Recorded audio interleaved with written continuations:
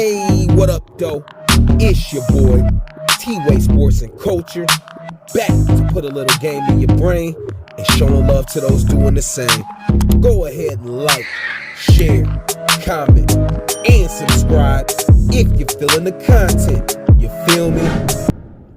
All right, y'all. So Shakur Stevenson has done an interview here following his last Thursday's bout between Edwin De Los Santos for the WBC vacant lightweight title, in which he revealed that prior to the fight, he had suffered a hand injury, basically stating that he wasn't feeling good prior to the fight. He had essentially suffered a hand injury prior to the fight, and he was actually surprised that he actually made it into the ring. He also went on to say that he thinks he needs to start taking off more time from the gym between fights to reduce the risk of injury, and that he feels that his heavy training camp and heavy sparring sessions here recently has contributed to the injury, and that that contributed to his poor performance against Edwin De Los Santos. It's also been rumored that in these YouTube streets that Floyd Mayweather's camp has offered help via Showbiz the Adult. If y'all don't know who Showbiz the Adult is, go check him out on YouTube. Go subscribe to his channel. That he'd be willing to help Shakur Stevenson learn how to become more offensive, even with a hand injury during that fight. So the olive branch has been let out by Floyd Mayweather to kind of help assist Shakur Stevenson with these type of things. But Shakur is saying that he did suffer an injury prior to the fight.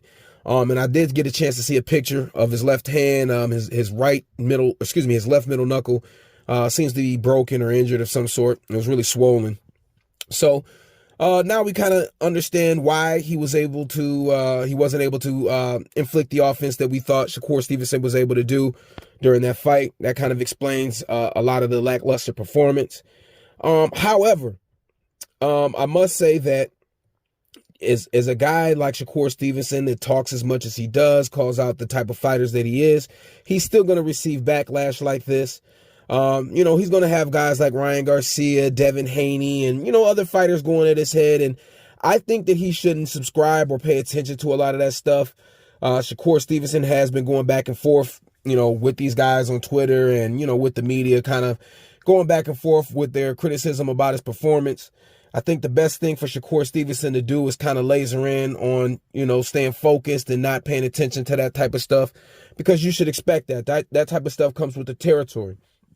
And I will say that, despite him having a hand injury, we've seen a lot of these type of fights over the years where a fighter will sustain a hand injury, and, notably being Floyd Mayweather with, all of the hand injuries that he's had over his career. If he did, in fact, lend that olive branch to Shakur Stevenson, I definitely think he should take it.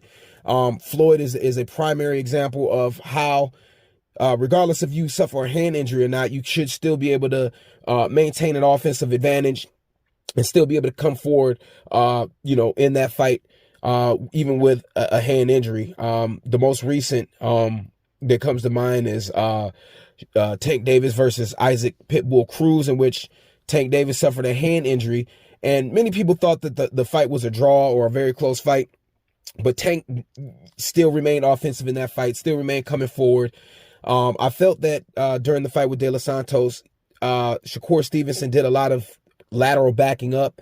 I think if he would have done some more circling out and setting up angles with even the one hand, he would have still looked a lot more offensive, and people wouldn't have been as discouraged with the performance. I think that, people were more so concerned with the fact that Shakur would begin to engage, and whenever there was any type of attack, his only out was to go back and circle around the guy from a couple steps back. I think that if he would have did a little bit more pivoting, a little bit more turning, he could have opened up some angles and still been able to land with the right hand. It still looked a little bit more like he was engaging more rather than, kind of just bouncing around the ring there. So I think that if Floyd did lend that olive branch, I think that Shakur Stevenson should certainly, any opportunity to train with a guy like Floyd should certainly take that up, or look for some, some outside training to kind of help with those situations. These are Great learning experiences for young fighters like Shakur Stevenson. Like I said, I still think Shakur Stevenson is a top 10 fighter in the world, top 10 talent, pound for pound.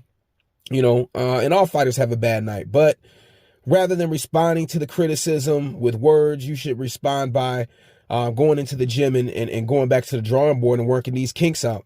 I definitely think that not only will working with someone like Floyd benefit you on, in action fighting and kind of how to handle those situations, but it'll help you with preparation for fights.